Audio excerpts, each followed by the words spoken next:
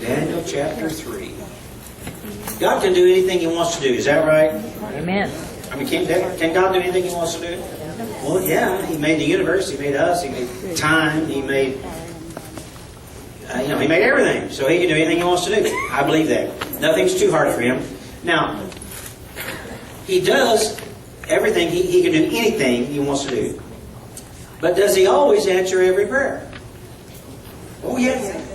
Yeah, He answers every prayer. Sometimes yes, sometimes no. Yeah. How many of you ever heard the no? We don't hear many testimonies, services about the times God said no.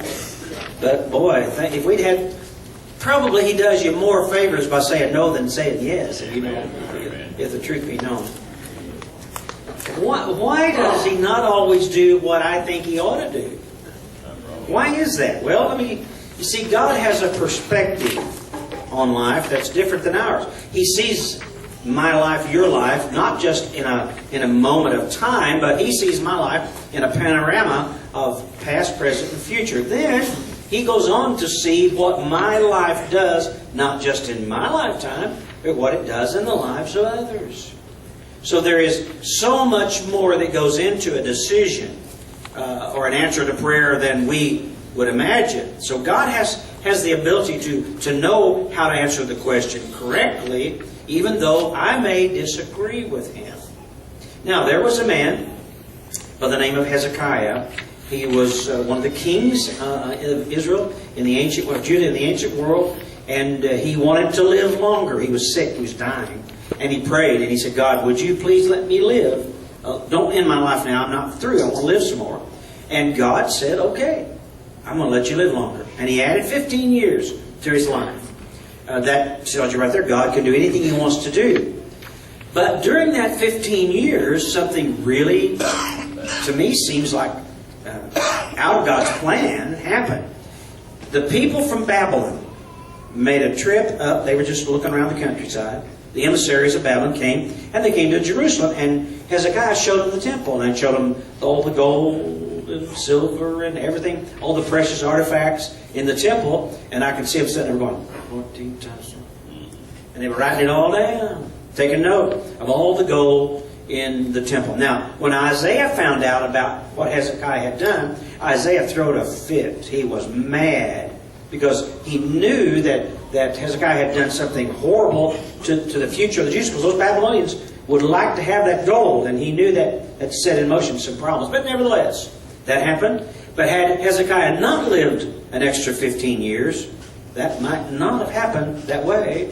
And the children of Israel might not have been taken into captivity into Babylon. And they might not have been cured of their idolatry that God had planned for them to be cured of. You see, when they came home from Babylon, they were never idolatrous again. There's never been any idolatry in Israel, in Judah, anymore. It was cured. Babylon fixed it. Now, I'm not saying they're perfect, and I'm not saying they've all turned back to Yahweh or to God, but I'm telling you that ended the idolatry.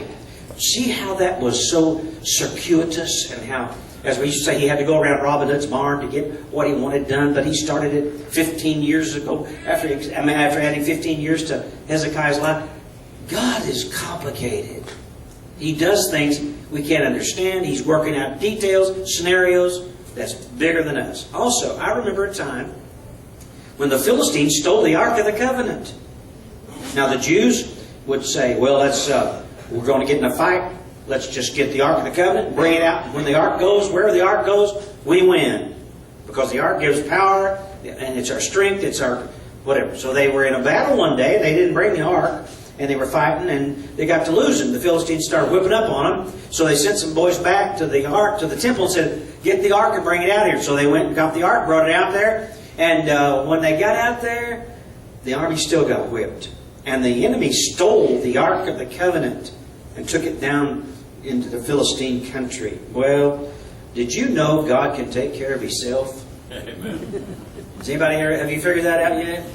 God doesn't need my help, and He doesn't need your help. He can take care of Himself. So the Ark of the Covenant got to be a pain and a problem, and I don't know all the details, I don't want to get into it, but it caused bad stuff to happen to those Philistine boys.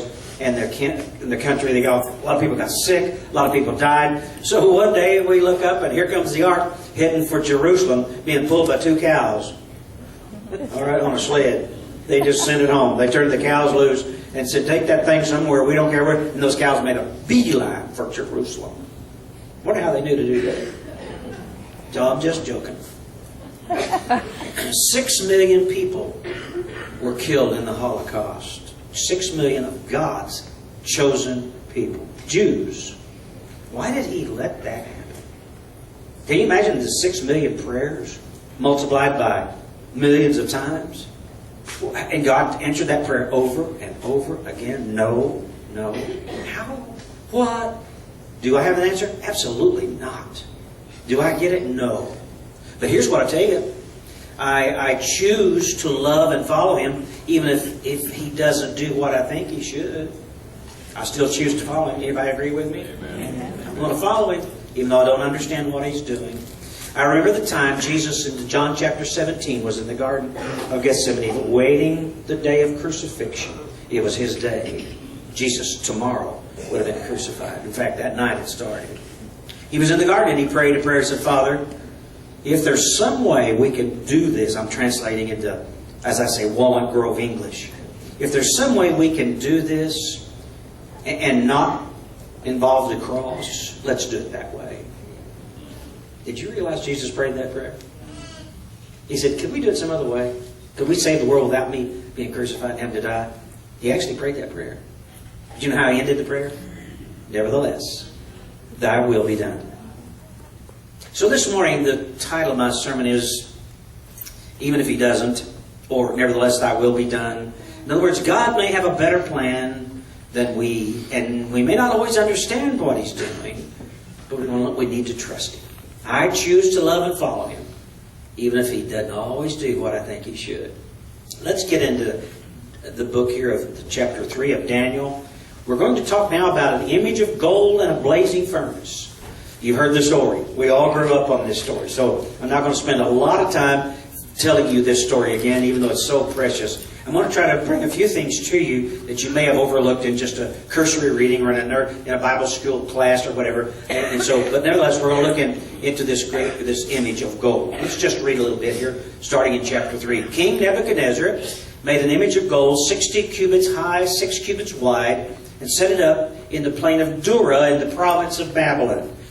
He then summoned the satraps, prefects, governors, advisors, treasurers, judges, magistrates, and all other provincial officials to come to the dedication of the image he had set up. So the satraps, prefects, governors, advisors, treasurers, judges, magistrates, and all other government provincial officials assembled for the dedication of the image that King Nebuchadnezzar had set up. And they stood before it. Okay, I can just see them standing out there with their mouths hanging open, all standing, the whole government of Babylon. Now, see, the government of Babylon was the leading government of the world. All right, it's like Russia and America and Canada, all the government, everybody's standing out there together, all standing before the statue. I can just see them. Can't you tell? What are we doing out here? Look at this dumb statue. Anyway, I can just see a bunch of politicians standing around. That's what I'm saying. Talking about stuff.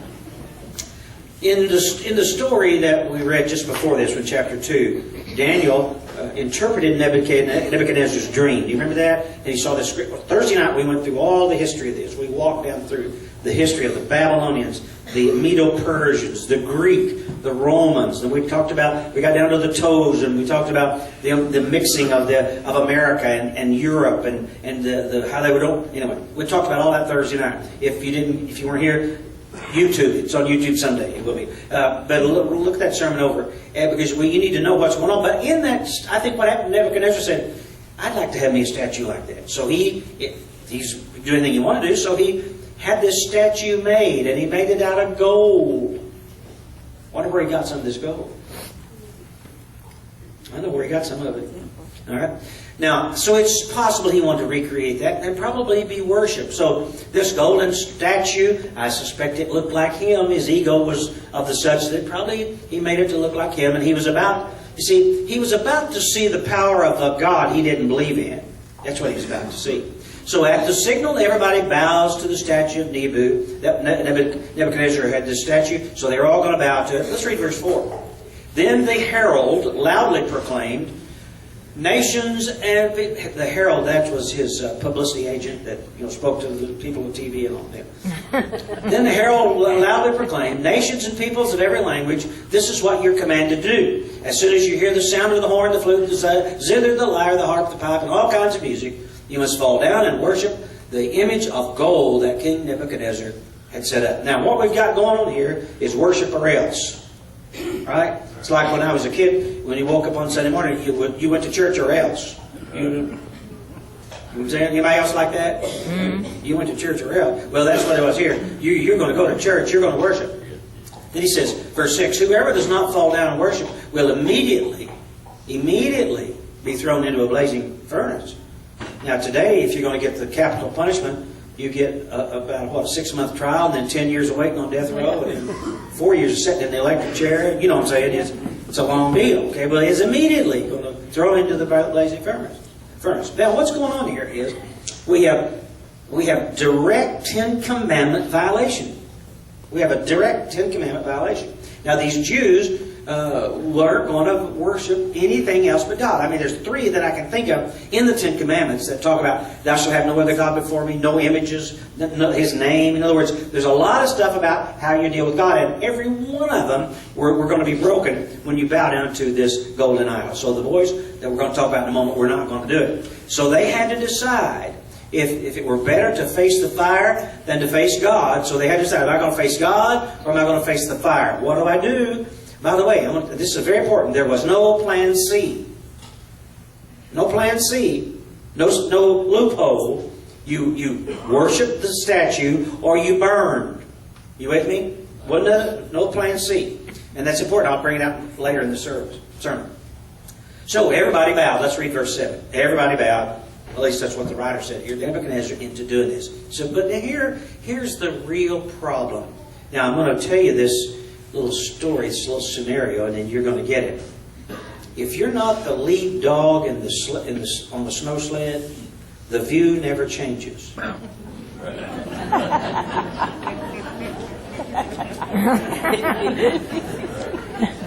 understand? Yeah. The view is always the same, unless you're the front dog. And these astrologers were having to play second and third and fourth, fifth dog down the line. They was always looking at the dog in front of them. And the dogs in front of them were these Jews, and they didn't like it. So the one who stands up and leads, by the way, if you ever want a real education, stand up and try to lead people. They like trying to lead cats, you know what I'm saying? But because when you're standing up and leading, you make a good target. You're the one everybody wants to oppose and be better than. So it's a real education, those of you who've led. But if you ever think you want to try it, go ahead. It'll be fun. You'll enjoy it for a while. Now, these Jewish men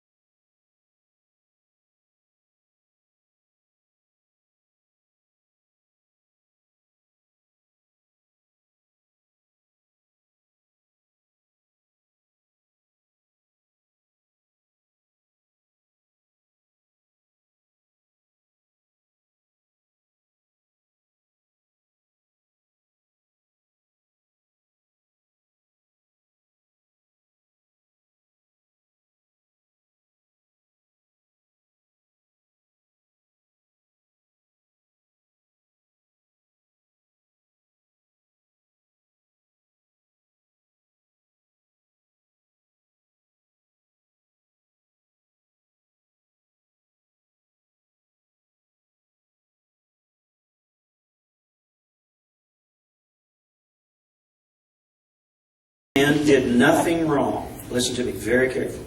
Daniel, Shadrach, Meshach, and Abednego did nothing wrong. They were wonderful men, godly, God-honoring, biblical. They followed the Bible. They were ethical, they're moral. They did everything wrong. They were faithful. But they were miserably mistreated. They were good, but they were treated miserably.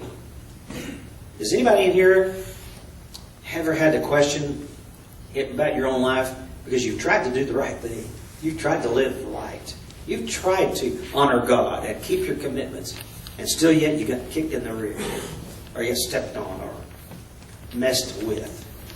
You understand? And you had to question, what is going on? Why is this happening? Just remember, God is in control, and He knows what He's doing. Just keep that in mind. Let's keep reading. Life is not easy, and sometimes it just doesn't work at all. So here's where this sermon is going to go today. We're going to start reading here in verse 13 in just a moment. And here's the sermon today. Are you ready for the sermon? Here it is. Every one of us will have our day in the furnace. Amen. Every person in this room will have your day in the furnace. Some of you already had it. Some of you had lots of days in the furnace. But if you live very long, you're going to have your time. You're going to be standing there at the furnace, looking at the hot fire, and you're going to have to decide, furnace or God? Right. Furnace or God? Right. Now, I've got some good news for you a little bit later in the morning. When you choose God, you get the furnace and God. Amen? Amen. But if you choose not to go in, the story's not come out as good.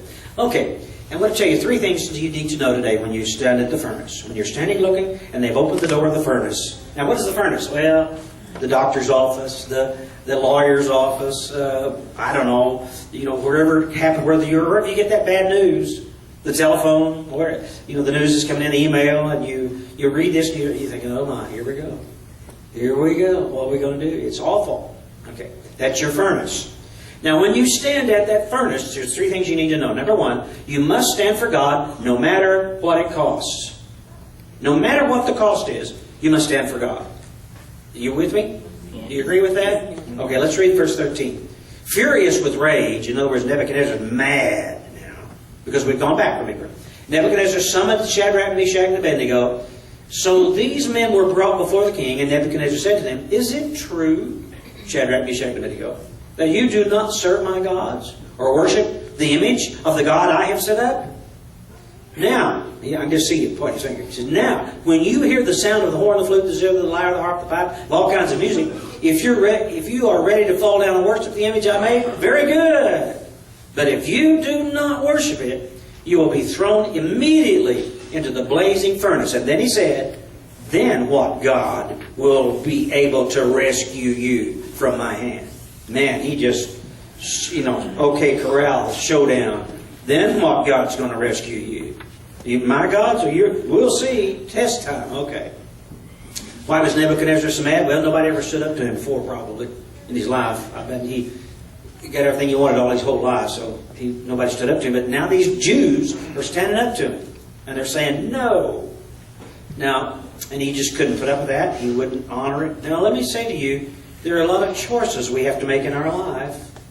And people are watching your choices, and your testimony depends upon it. And the honor of God depends upon those things. So be careful how you live your life. Now I want you to read verse 15 again with me, the last part of it. Nebuchadnezzar, see here, the problem with him is he'd never met God before.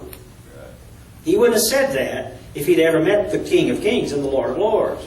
He said, well, what God can stand up before you now? Well, he hadn't met the real God yet, had he?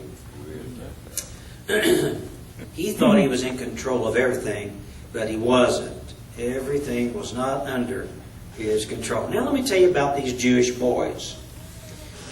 They didn't have to stand around and think a long time about what they'd do. They didn't call a committee meeting and say, well, what are we going to do? They already knew what they were going to do. How did they already know what they were going to do? Because they had made commitments to the Lord early in life. They had already said how they were going to live life, how they were going to end life. They already had decided in their heart they were going to stand for God no matter what. All right, they'd already made that decision. So when the time came, They had already said in their heart, we will follow the Lord. So they just did what they had always done. It wasn't something new. It was something they had always done. Do you see how easy this gets if you stand for the Lord all your life? It's easier. You don't have to think, what am I going to do? You already decided. Already decided. You're going to stand or kneel. You're going to stand. Now, number two. Point number two that I want you to get with me today is, number one, your day's coming. How are you going to do? Stand for God. And number two, God can rescue us, but He may choose not to. Yeah. God can rescue you, but He may choose not to. Read verse 16. Folks, I want to tell you something. This is one of the verses. When we get down to verse 18, I stand amazed at verse 18. Every time I read it, I want to just stand and say, God, thank you for those men. Let me read it and you'll see what I'm saying. Shadrach, Meshach, and Abednego replied to him, King Nebuchadnezzar, we do not need to defend ourselves before you in this matter. If we are thrown into the blazing furnace, the God we serve is able to deliver us from it. And He will deliver us from your majesty's hand. Verse 18, here it is. But even if He does not, we want you to know, your majesty, that we will not serve your gods or worship the image of gold you have set up. He can save us, God. We know it, Nebuchadnezzar. God can. But if He doesn't, you need to know this. It doesn't make any difference. It doesn't matter. We're going to serve God. Have you decided to say that in your life? Are you saying that every day in your life now? Begin practicing it. Say it how you live, how you work, how you interact with people, how you relate with people. Say it in your home. Say it at work. Say it at school.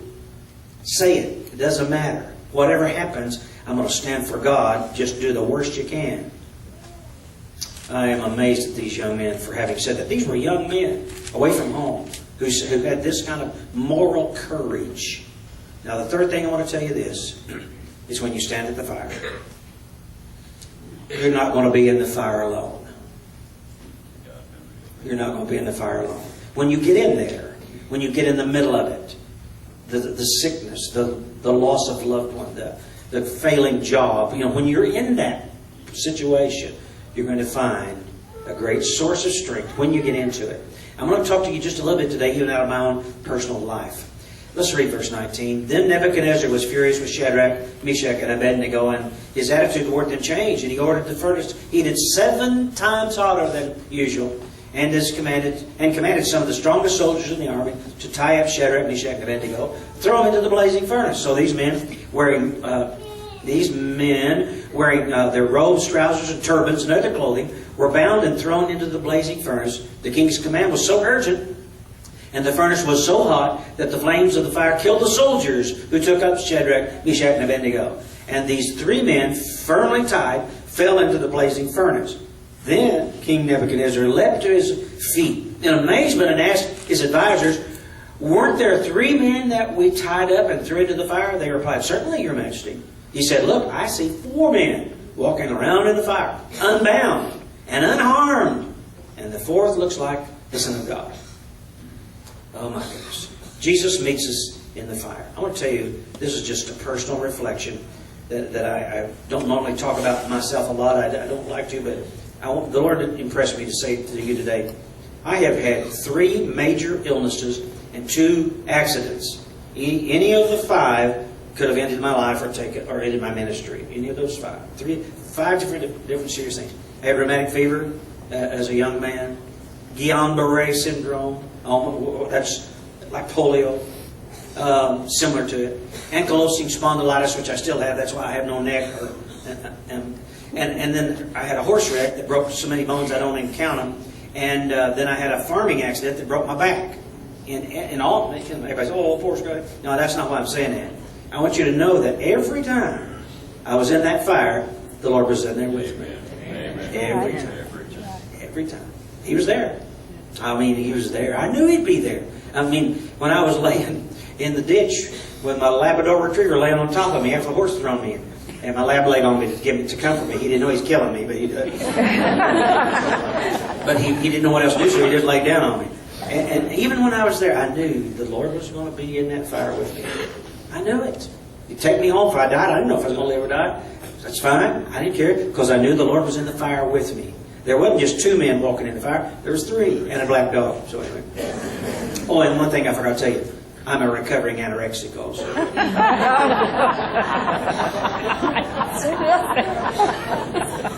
I need to add that to the list of things.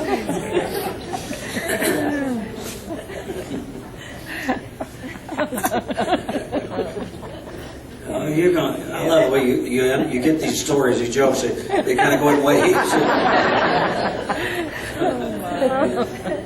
Okay, I'll leave it as it was.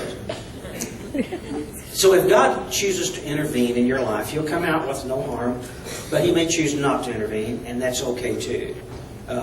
Because these boys, if you want to read the rest of it, I'm not going to take the time this morning, but everything works out fine for them. But it didn't work out so good for some other people around them. But nevertheless, it worked out good for God's people. And they came with no harm at all. But again, understand, God chooses to do the best thing for the kingdom of God. And that's what I pray too. I always say, God, I want it to be within your will and bless what you're doing. So here's what I'm going to tell you to do. Here's what I want you to do. I want you to ask for and seek to grow the kind of faith that believes God can do anything. And that's the kind of faith we need to have. God can do anything. And I believe that with all my heart. But He also knows that, we need to know that sometimes He doesn't answer our prayer the way we pray them. And it's always going to be for the best when He does. Those things I want you to know today. Because I sense in my heart that all of you, at one time or another, will be walking through the fire. If you haven't last week, you will next week. It's just how this works. When you get in the fire, He's in the fire.